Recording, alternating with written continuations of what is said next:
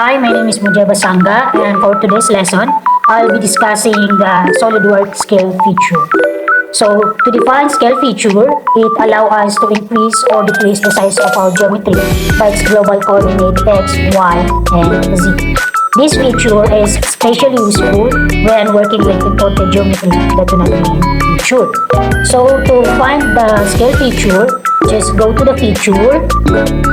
And you can find it here. Just go to the tab, select insert, then choose feature, then scroll down, you can see the scale feature. So, there are two types of scale, the uniform scaling and non-uniform scaling.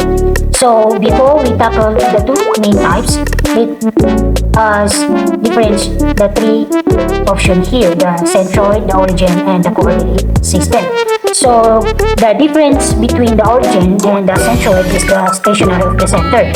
Since I can give example here in my SOLIDWORKS, just look at the photo I give it. As you can see, the origin stays despite other measurements, while when you look at the centroid, it expands the center when you add measurements. So, as for the coordinate system, you will need to select a specific coordinate system, or you need to choose any specific surface. So let us tackle the two main types. So the uniform scaling is, let's just say we're here in origin. Let's just assume, let's put 2. So this cube is 5 by 5 by the way. So when you put 2, the 5 by 5 cube, it will become 10 by 10 cube. So, for the uniform scaling, the x, y, and z coordinate have the similar measurements like this. This is 10, the x, this is 10, the y, and the z is 10. So that's the uniform scaling. The scale of the coordinate systems, the three coordinate system is have the same scale or uniform. And as for the non-uniform scaling,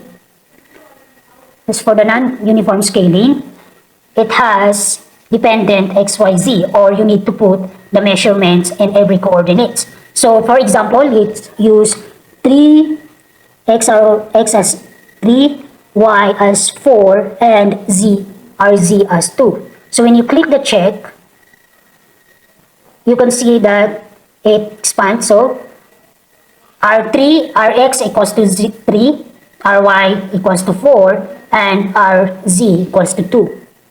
So that's the difference between the non-uniform and uniform scaling. When you see uniform, the three coordinates is uniform or have the same coordinate measurements.